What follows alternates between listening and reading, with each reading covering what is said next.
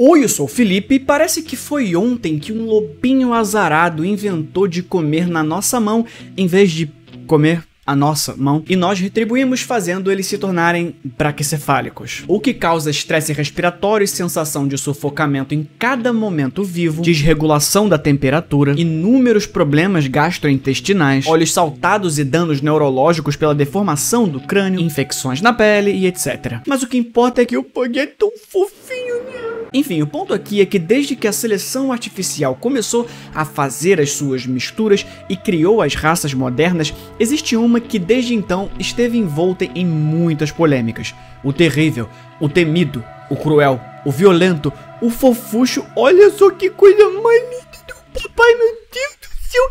Enfim, o Pitbull. Sem sensacionalismo, sem mensagem barata de ame os animais e sem repetir coisas que a gente ouve sem verificar. De um ponto de vista científico, os Pitbulls são realmente mais violentos e perigosos do que as outras raças de cachorros? É essa pergunta extremamente complexa que vamos tentar responder hoje. É possível que você não fique feliz com a resposta, mas pelo menos o caminho até lá eu garanto que você vai curtir.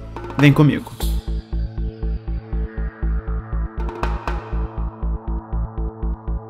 Primeiramente, não existe isso de o Pitbull. Esse termo é usado para se referir a um grupo de cachorros diferentes. Na verdade, são meio que dois grupos. Partindo do princípio de que isso é um cachorro, mas isso também é um cachorro, não se trata de uma especiação. Não é uma questão simples de taxonomia. Comumente, é aceito o padrão da United Kennel Club, que é um dos clubes canis mais respeitados para conferir o pedigree a um cachorro. O pedigree é basicamente o registro genealógico do animal que confere a certeza genética da sua raça. Aqui no Brasil, o pedigree costuma ser emitido pela Confederação Brasileira de Sinofilia. Eles provavelmente vieram de uma mistura de dois grupos, os Bulldogs e os Terrier. Claro, através da reprodução artificial, nós, os humanos, fomos selecionando os mais agressivos e fortes para usá-los nas famosas rinhas, que envolvia não apenas cão contra cão, mas também cão contra um monte de ratos. Acredita-se que duas espécies em particular eram as favoritas para a mistura que daria o animal para o ataque. O Bulldog inglês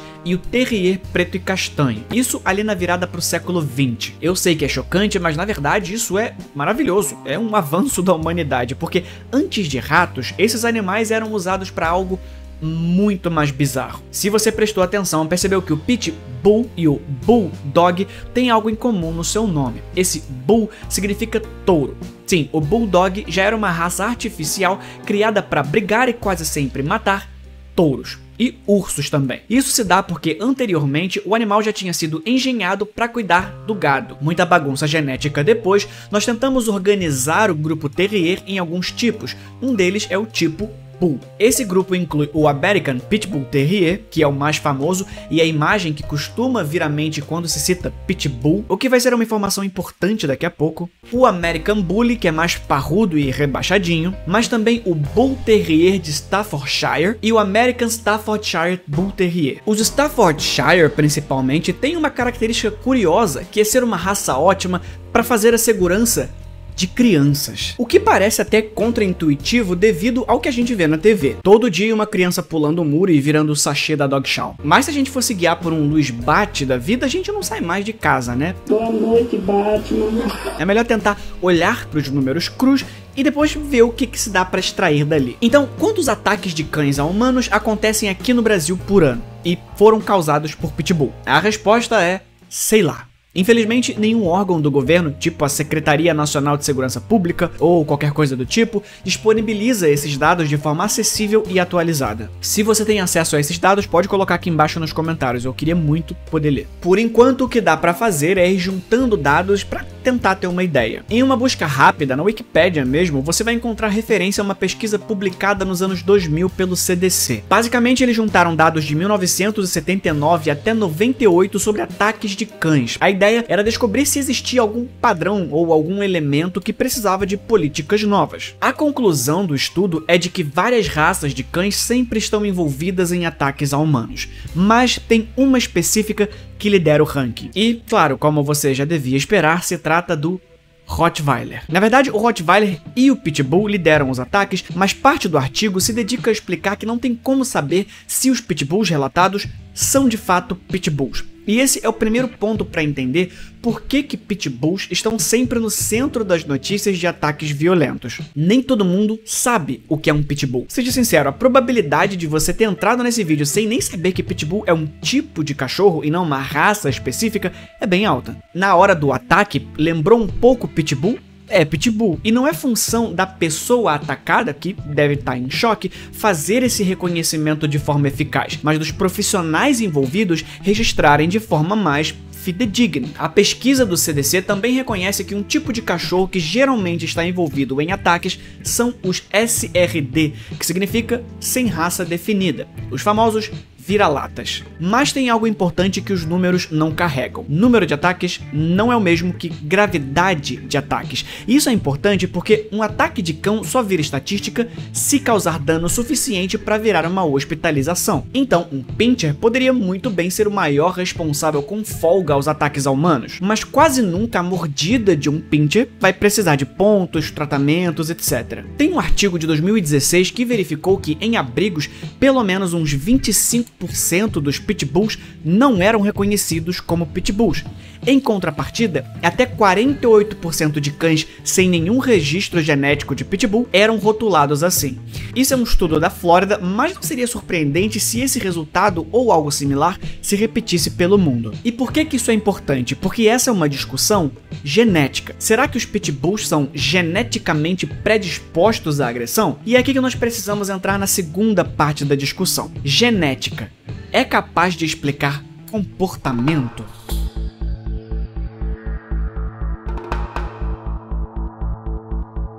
Essa parte da discussão é interessante porque os defensores irrestritos de pitbull, e perceba que eu não tô falando de defensores de animais ou de cachorros, eu tô falando dos defensores de pitbull que partem de pressupostos sem justificar as suas opiniões, dizem que é impossível um animal ser geneticamente predisposto à violência e que a culpa é 100% do tutor. Mas aceita que o pastor holandês e belga são ótimos cães policiais, aceita que border collie são ótimos para campeonatos de agility e pastoreio de ovelhas, que golden retriever e labradores são ótimos cães terapêuticos. Resumindo, comportamento só pode ser hereditário se for bom. Então, vamos tirar isso da frente de uma vez. Sim, comportamento tem alguma ligação com genética e pode ser selecionado artificialmente. O problema é que as pessoas não param para pensar no que é comportamento exatamente. Um border collie ter uma predisposição ao comportamento de pastoreio não significa que se você soltar ele numa fazenda, ele com certeza vai organizar os bichos em fila indiana. Se você conseguir provar que o comportamento é estritamente genético, não perca o seu tempo e o meu. Prova que o pitbull é naturalmente agressivo e ganha o seu prêmio Nobel. Os geneticistas behavioristas te aguardam ansiosamente. Mas vocês sabem que eu gosto de sair dessa visão etérea para o mundo físico. Como essa ideia se manifesta no mundo real?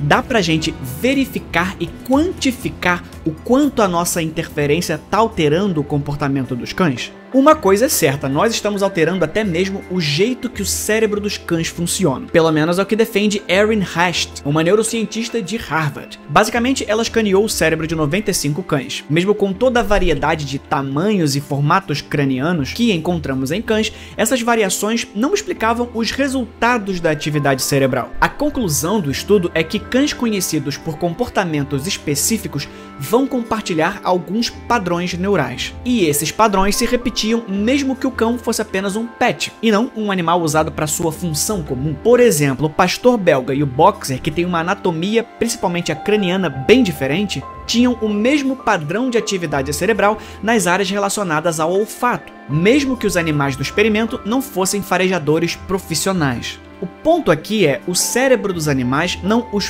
força a executar aquilo que eles foram selecionados para fazer, mas estão basicamente prontos de fábrica para receber o estímulo. Solte um pitbull e ele não vai automaticamente matar um touro, mas você vai ter mais facilidade de convencê-lo a fazer isso do que um golden, que é tradicionalmente usado para buscar animais caçados por humanos. Não à toa eles são do grupo retriever, ou seja, recuperadores, sacou? O que explicaria essa similaridade no comportamento do cérebro, já que a estrutura física é diferente, só pode ser a nossa seleção artificial. O lance é que um artigo recente, até publicado em 2022 na Science, demonstrou que a seleção artificial é capaz de explicar apenas 9% na variação comportamental. Ou seja, pelo menos 91% dos traços comportamentais em animais não são consistentes com a sua explicação genética. Seleção artificial até é capaz de selecionar comportamentos, mas não é tão simples assim. E esse é um dos maiores enganos que as pessoas têm sobre evolução. Se eu e minha esposa pintarmos o cabelo de vermelho,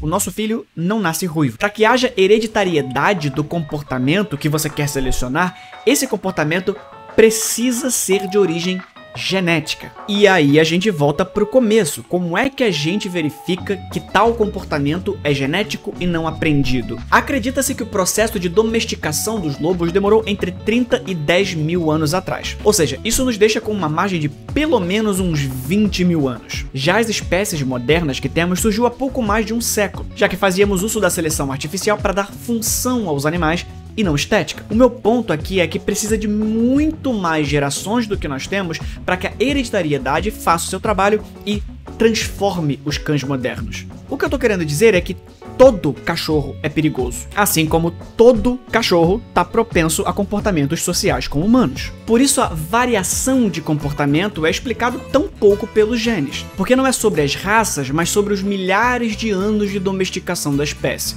Então, se os cães são bem parecidos, mas com alguns pedacinhos de predisposição para certos tipos de comportamentos e funções, como a gente entende o número alarmante de ataques de pitbulls? Bom, dá para discutir isso em 3 instâncias.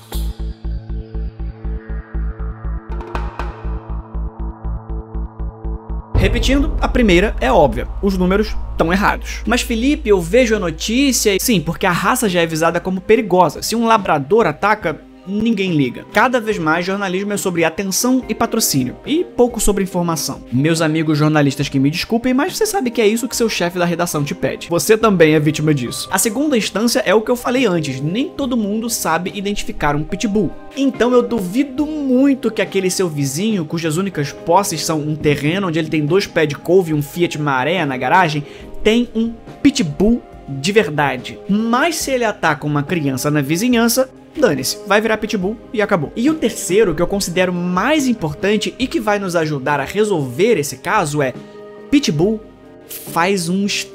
Aliás, existe uma lenda de que os pitbulls têm uma mordida diferente dos outros cachorros, que os fazem travar os dentes ao redor da presa e não soltar, mas isso tá errado. A mordida dos pitbulls sequer configura dentre as que têm mais força. Eles pedem pro cane corso, pedem pro mastiff inglês, pro kangal, pro rottweiler, até pro bulldog. É um comportamento psicológico e não mecânico da mandíbula. Tem um instituto americano chamado American Temperament Test Society, que faz pesquisas sobre o temperamento dos cachorros. Eles categorizam e pontuam as raças, mas eles pontuam não somente a docilidade e agressividade, mas sim tipos diferentes desses comportamentos, inclusive mordidas. E a raça de cachorro com a maior taxa de mordidas a humanos é, sim, exatamente, o Cocker Spaniel. Só que quando essa coisinha que mais parece um pão doce de Maria Chiquinha morde, o máximo que dá é um corte lavado em água corrente. Já os Bulls e Terrier, que foram engenhados para deitarem touros na porrada, quase sempre vão precisar de hospitalização quando atacam. Só que esses testes do instituto que eu citei são ótimos para medir a estabilidade de comportamento individual dos cachorros. Pegar as avaliações gerais e aplicar às raças precisa de uma metodologia específica, eu sei disso. O que a gente está fazendo aqui é pegar os dados crus e olhar para eles, porque é o que tem. E esses dados provavelmente se repetiriam aqui no Brasil. Entre 2008 e 2009 foram notificados cerca de 40 mil ataques por cães em São Paulo. Parece muito, mas isso era 0,36% da população. Quase metade desses ataques foram provocados por vira-latas, concordando com os dados daquela pesquisa do CDC. E em segundo lugar, claro, a raça que mais atacou em São Paulo finalmente foi o Poodle. O Pitbull fica em terceiro lugar, representando 5,9% dos ataques, que é bem parecido com o quarto lugar, o Pastor Alemão, representando 5,7%. Além de uma pesquisa feita em 2008 que analisou mais de 30 raças de cachorros e descobriu que a raça com a maior probabilidade de comportamento agressivo contra os próprios donos são os chihuahuas e os salsichinhas. Os Pitbulls lideram os ataques contra outros cães, se eles forem estranhos. Todas essas fontes estão aqui embaixo na descrição. É clichê, mas é verdade. A criação do tutor faz toda a diferença no comportamento do animal. E se você adorou me ouvir falar isso, essa é a parte que você não vai gostar. O papel do tutor não é o bastante para achar que Pitbull é só um cachorro como qualquer outro. Não é. Justamente pelo estrago que ele causa. Mas para você não ser hipócrita e injusto, se você quiser colocar essa pecha no Pitbull, você tem a obrigação de colocar o Mastiff, o Pastor Alemão, Rottweiler e todos esses cachorros que foram engenhados para agressividade. Resumindo, o problema dos bichos continua sendo um outro bicho, chamado humano. Então é aqui que eu quero fazer uma provocação. Eu acho que a gente concorda que é preciso demonstrar estar capacitado para ter acessos a uma arma de fogo. A gente concorda que é preciso demonstrar estar capacitado para ter acesso a um carro ou qualquer veículo automotor similar. Será que qualquer um poderia simplesmente fazer um Pix e ter acesso a uma mandíbula dessa ao seu bel controle? Eu tenho uma sugestão para começar. Que tal se todo tutor de cães e gatos passasse a ser responsabilizado diretamente pelas ações dos animais? Se o seu cão ataca alguém, você responde por lesão corporal. Se o seu cão mata, você responde por homicídio, sem precisar de interpretação da polícia ou de juiz. A gente pode tornar isso um procedimento padrão. Hoje em dia, um dono irresponsável que deixa o seu pitbull solto costuma sair só com um termo circunstanciado. Se você acredita que pitbulls são sempre inofensivos ou que pitbulls são sempre agressivos, eu acho que vale a pena se responsabilizar pelo que eles fizerem. Mas essa é a discussão que eu vou deixar para vocês nos comentários. Esse foi o vídeo de hoje, a gente se vê na próxima. Fui!